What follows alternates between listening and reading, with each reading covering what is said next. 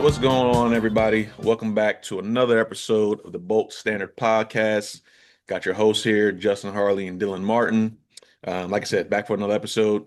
Got a couple different things to talk about. We're going to bring a little bit more excitement. A lot of different segments will be thrown at you this year. We're going to add in another one this week. So you'll definitely be hearing about some fun stuff that we'll be talking about. Dylan, what's going on, man? I know the last couple of days, you were finishing up a move, man. And congrats on the new house, man. That's big, man. Congrats on that.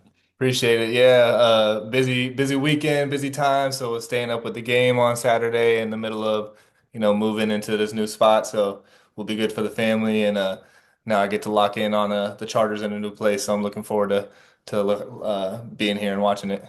For sure, man. Hopefully you got some dedicated space, man, so you can be, uninterrupted when you're watching the games, man. Hopefully that's built into where you guys are staying at now. Yeah, eventually we're gonna get the man cave going, the Chargers room going, and this podcast room will get its own space as well. So got some ideas that we're gonna get going. We had to get baby girl's room ready first and take care of some of the living spaces, but eventually you'll see a lot more voltage going on around here. Absolutely, absolutely. That's what it's all about. So, all right, let's jump right into it, man. So I know like I said, a couple things we got on the docket for today. Obviously, always gonna start off if there's a game, we're gonna jump into kind of like a post-game recap. So obviously we played last week. Kind of lost in kind of dramatic fashion, 23-22, kind of right there at the end. Gave up a 4th and 10, I think it was, and then just not being able to capitalize, not being able to make plays, and then they had that touchdown at the end of the game, pretty much, and we didn't have any time left after that, a couple seconds, so you knew the game was pretty much over. What was some of your reactions or thoughts about the game, or some of the things that you took away from the game? Yeah, so when I was able to tune into it, I didn't catch it live, so I went back and watched it all. But I think it gave me a nice experience because I kind of watched it all straight through. I didn't have to sit through commercials, so that was pretty sweet. And then Yeah. I almost upgraded to NFL Plus to get some all 22 views, so they almost got me. But I just watched the regular version, and when I was watching though, I was a little disappointed in the offense. We were excited. We came out with the starters. But I think a little bit of our excitement went away from on both sides of the ball after Quentin went down with that concussion. You never want to see people get hurt, especially with a head injury, but definitely not in a preseason game. So I think that kind of deflated our entire team, honestly. It was nice to see Herbert out there. He threw a rope to KLS, a 25-yard out, like maybe three people can make that throw. So just to see that was just like, oh man, love to see it. But other than that, I was really just disappointed in the way that we played offensively. The line just got crushed by the Rams all game long. Like they were ruining plays from the first quarter all the way through. Not a good performance pass blocking. Run blocking was even worse. A couple things that I wanted to mention on that note was we only had 83 yards rushing, which is not Harbaugh like at all, not Greg Roman like at all. So that's a terrible performance. And even worse, of the 83 yards, 44 of them were scrambles by Trey Lance and Taylor Heineke. So that means our running backs accounted for 39 rushing yards. Not good. That's not good. I don't care if it's preseason or regular season. So definitely was a little bit disappointed in that game after being excited to see a little bit of starters out there, maybe get a couple scoring drives or however long Herbert was going to be out there.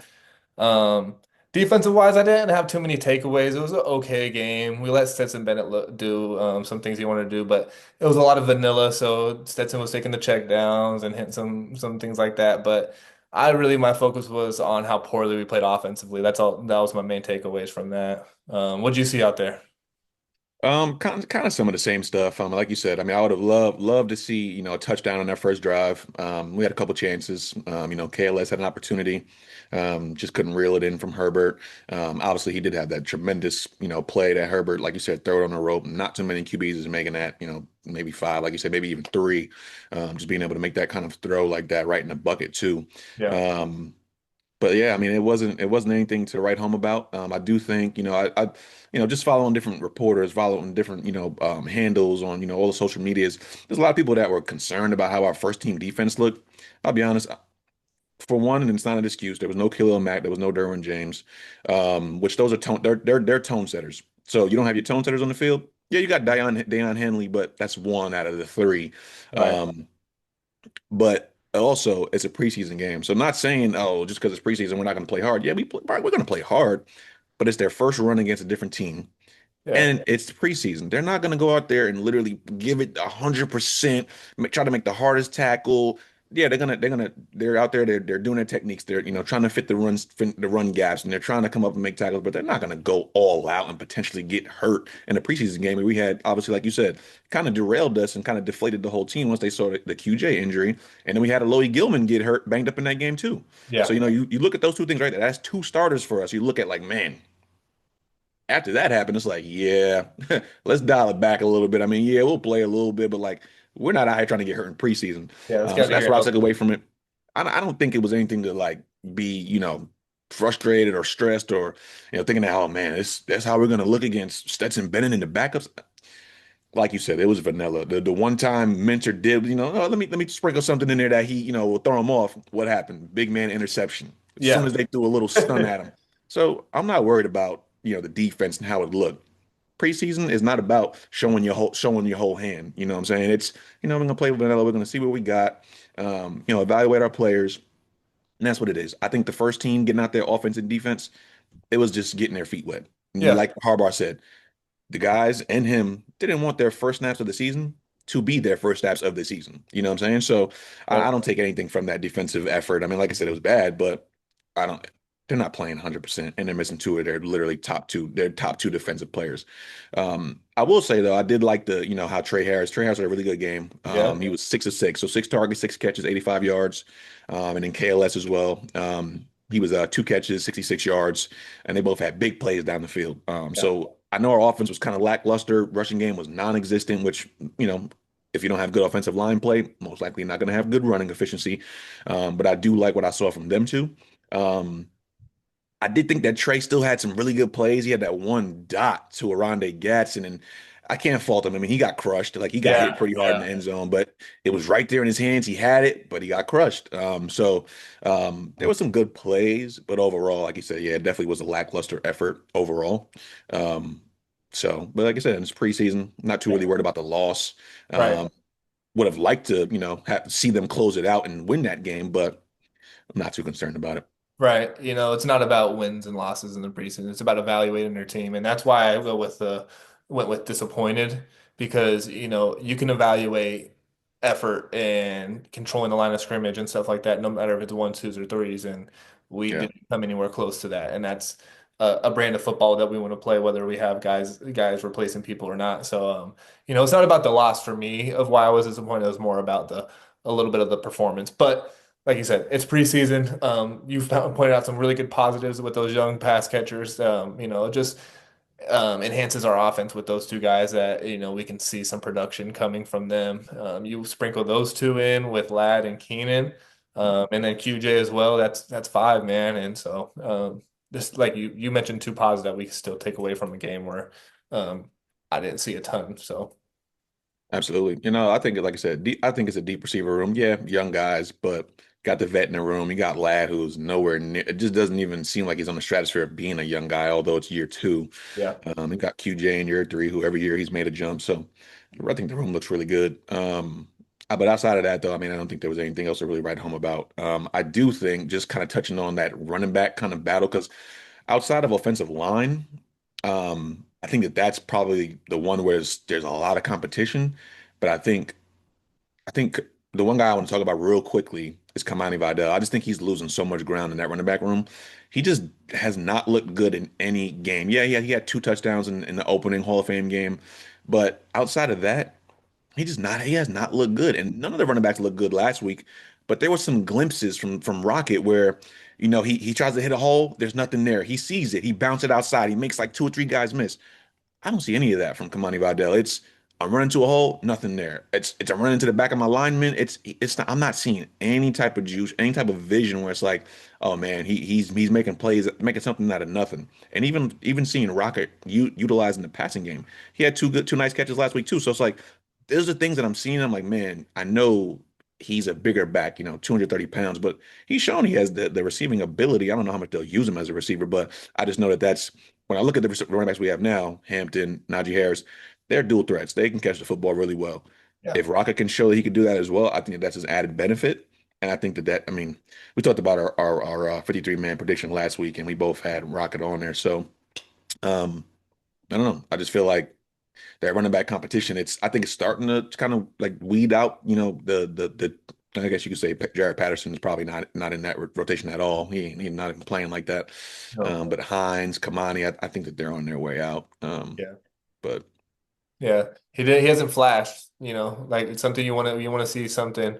And like you said, he just hasn't made stood out and done something, no splash plays, or even little things to take away from, like you said, with Rocket. He's at least catching the ball. He got in the end zone last week, mhm, by the goal line, and that's something that we can take advantage of him for, with a for sure. long season with guys like Najee and Amari, and if they are banged up, you can count on Rocket punching the ball in. Absolutely. So yeah, let's kind of talk about something fun. So I know we're not you know, addicts at any measure. But who doesn't like a little bit of gambling, a little bit of betting? Oh yeah. So kind of talking about, one of the segments that we'll have kind of going, forward. Obviously, the week's getting started. Our first game, September 5th, versus the Chiefs over in Brazil. So we're going to talk about a little bit of futures. Talk about a little bit of futures, player props. Um, What's your I mean, if you had maybe like your top two, maybe one or two, give me some player props that you're pretty confident on this year. I don't know if you have the like the odds or anything at all, Yeah. but if you kind Yeah. of have that stuff too, just Yep. kind of talk about some of that. Yeah. So, you know, couple of futures that I'm really been locked in on, especially with what's been going on with Najee. I've been looking at what Omarian's going to do.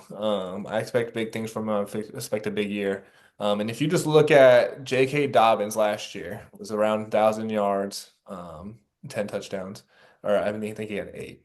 So if that's the floor for Omarion Hampton is about 1,000 yards and 8 touchdowns, and we have a winning record. That's Hmm. a doable offensive rookie of the year season. So currently, at the time of this recording, his odds on DraftKings are plus 750. Back when Najee still hadn't practiced yet a few weeks ago, I actually took the chance on that bet. I actually placed that one, and I got it at plus 1,000 on Mm. July 24th. So in the span of about a month, he's dropped from plus 1,000 to plus 750. Yeah, He's third behind Ashton Genty's the favorite, and then Cam Ward. But what I think sets him apart is I think the Chargers have the potential to be a playoff team. And if he's the lead back on a playoff team with 1,000 yards and 10 touchdowns, if he can get to those numbers, um, and let's say the Raiders and the Titans aren't good teams, which they're predicted to be, it yeah, would take some monumental efforts from those guys to get them that award. Because a lot of times awards are rewarded to guys for winning. So we see that all the time with like Heisman's and MVPs and Mhm. offensive players of the years and stuff like that. So that's definitely my favorite future bet, especially with that number. And with it coming down, it shows that it's a pretty good bet. For sure. Another one that I like that's a little bit not as high of a risk. I like Herbert to have 4,000 plus passing yards. So that's currently a special on DraftKings. 4,000 is very doable in the 17 game season. We throw the ball. I know people like to harp on that Greg Roman offense that we're going to run the ball, but a healthy Herbert, a nice receiving room. I think 4,000 yards is easily doable. That's plus 200 right now at time of recording. So there's still a little bit of juice to that. So those are my top two. There's a couple others that I looked at, but I think Omarion getting rewarded for a good season is definitely doable because we don't know what to expect from Najee still. Hasn't even been practicing. And then, you know, you know how I feel about Justin Herbert. So, I got to throw sprinkle a little Herbert future in there. Oh, absolutely. No, I'm on the same wave, man. I mean, I love both of those, honestly. Love Hampton. Like you said, if you look at the bar, what J.K. Dobbins said, J.K. Hampton is two times the rusher Dobbins is. And Dobbins missed some games last year. So it's like you look at the numbers he had, plus the missed games. Right. I just don't see how Amarian Hampton doesn't hit those numbers as a baseline. Yeah. Um, I actually, so I know it's like you said, when you placed it, you caught it at plus 1,000 odds. Yep. You are right. It is 750 on DraftKings, so definitely the odds have shortened a little bit on that. But so I use I go on Odds Trader a lot, and it'll show me across all sports books. You still can get it at plus 900 on FanDuel. Hmm. So it's if the value is still there. You haven't lost, because like you said, you caught it at a plus 1,000, so it lost about plus 250, about 250 there on the value. You can still get it at plus 900 on FanDuel. So I actually sprinkled that in. Probably, I think yesterday I put a bet in like $25, nothing crazy. Yeah. But no, still can get it for plus 900. So I love that. Love Herbert. I mean, like I said, I mean, if you look at his two worst years statistically passing, it was when he played what 13 games in 2022. 2023, sorry. Yep. Where he had, I think it was 31, I think 3,100 and like 30 passing yards. Yep. And then last year where he had 38, 3870. But you look at what with the pass catchers. I mean, you had Lad McConkey. That was about it. Yeah, he sprinkled in some, QJ, like I said, he had a pretty good year. But it wasn't set up the way it was. And we had no production from in the receiving game from the running backs at all. Right. So I love the plus 4,000 passing yards for Herbert. I think you're knocking it out of the park. Plus 200, to me, that's free money. That Yeah. that's free money when I look at that. Um, the other one, so I did have Herbert on mine as well. Because even his line is just way too low. It's 3650 for his Wow. passing yards, and his passing touchdowns are 22 and a half. He hasn't had under those numbers in any year except for the year where he only played 13 games, and he was right at it. I think he had 20 touchdowns and Yep. like 3,100 yards. So like that's in Yep. 13 games. There's a whole four more games. You telling me he can't get one touchdown a game, 100 yards per game? Come on, that's easy. My other one that I had was Lat McConkey. Hmm. So looking at his numbers, obviously you look at what he did last year. His lines, he's at I think his receiving line is 1025 and a half. On DraftKings, you can get it at minus 120. But on ESPN Bet, I don't know what's going on with their site, but this is automatic free money. His line on ESPN Bet is minus 950 and a half yards Hmm. over under. Without And the wide the receiver. yeah, and the odds are minus 130. So it's not as juicy odds, but it's pretty much one for one. I think, if you bet $10, I think you win like $8. So it's not right there, obviously, at even odds, but 950 yards for a guy who just had what 1,182 last year, on 82 catches, who in his first 9 games, I did it all in math, he was averaging 6 targets a game over his first nine games. That included a slow start. It Yep. included him being banged up. I think week 9, I think it was against like the Titans. He didn't play much. Um, the last 7 games, he averaged 8.2 targets a game, and he had 14 in the wild card. Yeah. So you're telling me a guy who caught steam at the end of last year has another year of rapport with Herbert. You telling me he can't crack 1,000 yards? He can't go over 1,025 yards? That's easy money. And I even have him. I put a bet in. So for plus 1,250 receiving yards, um, he's plus 260 on FanDuel. So that's like my fave. I love that. I think even if you just take his average from last year, his average receiving yards, he averaged about 72, like 71.8 yards per game in a 17-game season. And like I said, he was banged up in some. He had a slow start in the beginning. If you take just those averages from last year, all those receiving yards, if he did that this year, just that average, he would have I think it was just over. I think if I did it at 72, because it's a little bit more than what the average was, I think he'd be at like 1220 because I took it a little bit more. But that's like I said, that's a super, super low bar for him. I feel like Yeah. you have Yeah. another year with Herbert in this offense, knowing how good he is, and now you have players around him that's going to take some attention. There was no people taking attention from him. He was getting No. triple teamed. Yeah. That 12 plus 2, that plus 1250 for me is easy money, and I'm actually hammering that plus 260 on FanDuel. So Like that's my favorite bet. I looked at, like I said, I love the Herbert stuff, love the Hampton one, but I think that's plus 1250 for him. Obviously, barring health. All these bets are barring health. absolutely. But that plus 1250, I think is just, to me, is just easy money. Yeah, it's hard to think that Lad won't be basically right at 100 catches this year. And then, like you said, 1,000 yards should be with 100 catches should be easy. And then 1,250 he should be able to get there. All reports are that he's been balling all camp, like he's catching the ball all the time in practice. Mhm. Obviously, hasn't played a preseason game, so we can't use any of that. But from what we get to see and what we hear, like he's acting like a true number one receiver. And he's versatile. He get to do a lot of things. He could be in the slot, he could be outside. And now he has a guy with Keenan that can be next to him in the slot or outside that at least get some eyes.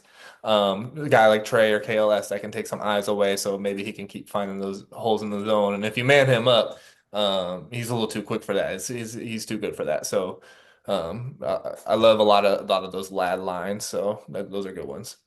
For sure. And I think, man, there's just so many different Charger lines that we can kind of look at and stuff. And obviously those are our faves and stuff. But um, I think a lot of what we're looking at, and this is something that we didn't really, plan for, but I think a lot of it is around that offensive line health, and just making sure that, Ten is protected, making sure that obviously the run game is in effect. A couple days ago, we had some really good news. We'll just sprinkle this in there, but Mekhi Becton was back at practice, so Yes. that's really good news, and that's huge. It means a lot because right now, with Slater being gone and obviously, having to shift Alt over, Pickens at right tackle now, Jamari Sallier was, slotted to be at that right guard spot if Mekhi Becton couldn't go. And that left just nothing behind him. You got any other injury that happens on that O-line? Oh my goodness, good luck. Yeah. We have where we started out, we had, really good depth. That depth looks slim right now. And it goes to show you how easily depth at any position could be depleted like that. Yeah. Nah, man, like I said, that offensive line stuff, and I hope. And then Jim Harbaugh talked about it in his presser today, and um, I love how these coaches or different players will throw in like little things, and it just makes you just think and wonder so much. He said something, and it's not word for word, but he said something along the lines of, just talking about, I think one of the reporters asked him about the 53-man roster, and he was like, we're so way away from thinking about that. He was like, we go down to the day, to the hour, to the minute, making those decisions. But then he also said something about, just like excitement around, Chef Ortiz being in the kitchen. So Yeah. like, I don't know. I feel like there's some stuff that's brewing, man. And they've been holding Heineke out. He ain't been practicing. I think he did take reps today, though. He took reps today, Yeah. and he's slated to play in the last preseason game. But I think there's some stuff brewing. Just like last year, we brought in Elijah Molden really late, last minute, training camp stuff, right before the season started. Um, I think there's some stuff brewing, man. So, you have any input on that at all? It's about that time when teams can make those moves. Like you look at the Jets just traded for two defensive tackles yesterday. So Yeah. obviously looks like our market is to find a way to improve and grab some offensive tackles. Other teams are making same cuts too. So if there's a gem or a guy that we think fits our scheme or our style a little bit better than he might have on the team that he got cut from, we can definitely bring him in because um, the guy that we just brought in, I'm trying to blank on the offensive tackle's name. Oh, David Sharp. David Sharp. Okay, that's right. David Sharp was horrible. Terrible. He did not block anybody, and he No. cost us after KLS beautiful catch from Trey Lance. He had a false start, so backed us up from the 2 back to the 7, and we don't score on that drive, or I mean, score a touchdown on that drive. We had to settle for 3. Yeah, Yep. those are drives that you can't do that at the 2-yard line. No. So.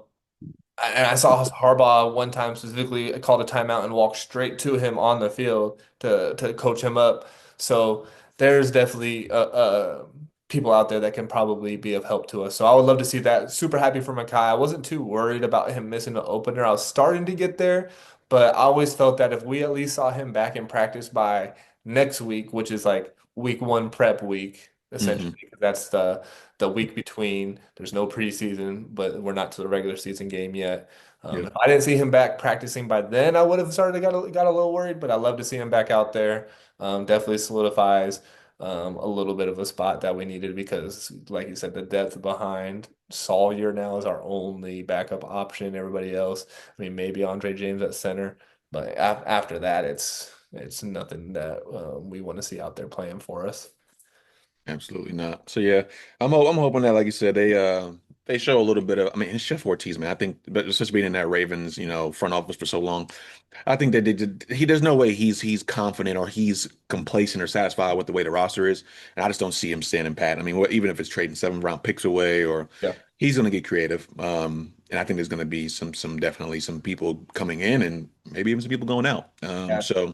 Um, no, I think I said just something to touch on because, like you said, a lot of our futures harp on that offensive line and just that back the depth just doesn't look good. I mean, the O line is, I think it'll be a pretty serviceable O line, especially in the run game. I think it'll be actually probably really good in the run game.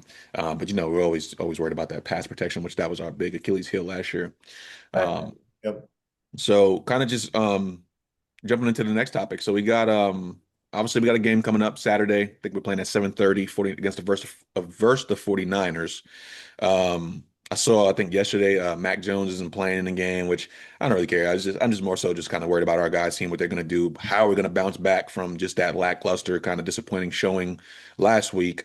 What are you looking for in this last preseason game? Is it players? Is it, um, obviously we talk about the win total, the win column. We don't really care, win or loss. Yeah, we would like to see a win, but that's not what we're looking for. Like, what are you looking for, player wise, team wise, in this last preseason game? I'm just looking for a little bit more consistency from the offense, a little bit more drive from that offensive line. A lot of the things that I said in the beginning from the recap of that Rams game, I want to see a lot of things go differently this game. We're not going to see our starters this week. Trey Lance is going to start for us at quarterback. Would love to see him continue to play good football and lead the offense out there. But I'm just looking to see if the line can just play a little bit better. I know it's a lot of guys that aren't playing for us, but if those guys ever are called into duty, I'd like to have a little bit better feeling about them. Like, yeah, I saw him push somebody back in the preseason and win in pass blocking.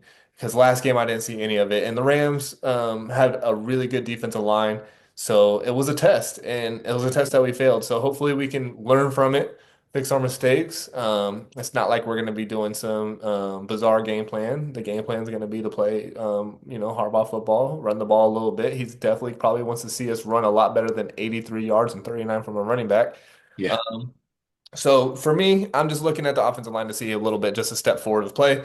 And I'm going to harp on what I said last time, health. Stay healthy. That's going to be our backups, but I don't want to see a guy like Trey Lance go down possibly or a Rocket Sanders, guys that are looking to make this team. So yeah. I'm just hoping that we can stay healthy and just, a little bit more of a Harbaugh brand of football game being played out there. For sure. And health is huge, man. And it's like you said, it's not even, yeah, it's backups, but it's guys that's fighting for roster spots. And I think the thing that people miss with the healthy aspect and coming out of a game healthy, it just allows you to really have a thorough evaluation. I mean, look at someone like Eric Rodgers who got hurt, against the Saints. And it's like, we didn't see him last week. He's not practicing. We're probably not going to see him against the 49ers because he hasn't been practicing. That you just there's the evaluation for him is pretty much done. I mean, they probably saw the flashes and they probably liked it. So maybe they'll probably see if they can stash him on the practice squad because that's the only way I see him going anywhere. Yeah. He's not making a 53. If we can get him on the practice squad, that's obviously the way to go. But yeah, that health is huge because that's how you're gonna get those thorough evaluations. A guy, Jim Harbaugh talked about it every day. Those guys that are there every day. He talked about Hassan Haskins, and it's kind of sound like his roster spot is secure, which I echo that. I mean, I thought he looked super good in all his preseason games, and he's a core four special teams guy. Like he's not going anywhere. But it's that there every day. He's there every day. He's not hurt. He's at practice. He's practicing hard, and he's a Michigan Jim Harbaugh guy. So. I think what I would like to see out of this game is definitely some of the same things that you said. It's just seeing that offense take a step forward. Offensive line, that was one of the key things that I touched on last week, wanting to see how they hold up against a team that has a good D line. And starters aside, the Rams still have a good D line, whether it's the backups or not. And I think that's one of the areas where they've kind of always been strong. Their D line has always been good, no matter who's in that room. So that's really what I wanted to see, and we didn't at all. Like we got crushed. We had two guys graded out at like I think it was it Barnhart? I think it was Barnhart who graded out like a zero point 0.0 PFF grade. Yeah. Like I don't even know how you get a zero point 0. And then it was Branson Taylor who graded out at 0.9. I'm just like, wow. So yeah, just not good, man. So I would love to see some improvement. It doesn't have to be monumental. It doesn't have to, man, this is definitely a start. It's just something. Show me something. Yeah. Um, and I think the very last thing. I just want to see consistency because I've seen it every game from definitely from KLS, but I want to see it from Trey. I want to see Trey Harris if he's going to play. I know Harbaugh said the starters aren't going to play. I don't know if they're really inking those two guys as starters. No KLS, Trey. I think they're going to play in this game. I think that they're going to give big impact. They have big roles for us this year, but I doubt they're deemed as like starters because obviously Ladd, QJ, Keenan, those should be the deemed starters. So I think Trey and KLS are going to still play in this game, and I want to see the consistency from them. KLS has been killing it every week. Trey Harris had a really good week last week. I want to see it again. So I think that's really what I want to see. Defense, we talk about it every week, man. We got Minner. I think we're deep in like all positions pretty much. Edge room still working its way out. But yeah, defense I'm not worried about. But I want to see our guys on offense take a step forward and those receivers be consistent. So Yeah. that's what I want to see. Absolutely. Right there with you, bro. So Let's hope that we can see that this weekend. Our last time seeing the preseason game for us, our last one. So a lot of exciting stuff coming forward for us. Real quick, man, real quick. I want to are you because I know it was so funny, man, that the first preseason game. I wanted to, and like I said, we're not addicts. We, like betting here and there. But I wanted to sprinkle something so much on that first money line when we played the in the Hall of Fame game. I take And that. then you sent me a screenshot of money line bet, doubled up your money. I'm like, man, I was literally gonna place the same exact bet. Are you betting on this on the 49ers game? I mean, it might be hard to gauge it because obviously we don't really know who's gonna play. But you throwing in, I think we're favored. I think -2.5. And I think the money line is like -130. I think right now on FanDuel. Um, throwing anything on it? After last week's performance, I'm thinking I might just because I see a reverse of course. It might just depend on how Farmageddon goes on Saturday. We got week 0, Kansas State, Iowa State going on. For sure, for So sure. we'll see. We'll see. I haven't done anything yet. We'll see what the line's looking like on Sunday, and I'll have to take a look on that. Yeah, I just had a thing, man. I think I'm gonna sprinkle something on it. Probably just throw a little bit, just to kind of just see, but get the jitters out for the regular season and stuff coming up, where the bets are gonna be pretty consistent every week. So, It's uh, preseason for everybody right now, brother. It's preseason for yes, everybody. sir. We all got to get our reps in. Yes, sir. Yes, sir. Yeah, so thank you guys for sticking with us through another episode. You've made it through the preseason with us. We've made it through our first preseason here at the Bolt Standard Podcast. So we're just super excited to keep going and then bring some really fun content into the regular season. Um, Once the games start coming, we're gonna jump up to 2 pods a week. We're gonna have a post game show immediately after games, so that you'll see those coming Mondays after Sunday games or Tuesday if we play on a Monday night, for example. And then we're gonna keep this consistent Friday episode coming for you guys. So week preview, some of this betting stuff that we've talked about, maybe sprinkle it in there, maybe a fantasy impact like we did last week. So just keep it fun for you guys, so you never know what might be coming. So if you're still here with us, hit that like button, drop a comment, drop a bold in the comments. Tell us what you want to see in the preseason this week, or check us out. Check the socials above, Bolt Standard Pod, TikTok, Instagram. We got some good content coming out that way. Or if you're watching us on those channels right now, check out the YouTube channel and check out the episode, man. So we just appreciate you guys being here, supporting us, and until next week, until the regular season, bolt up.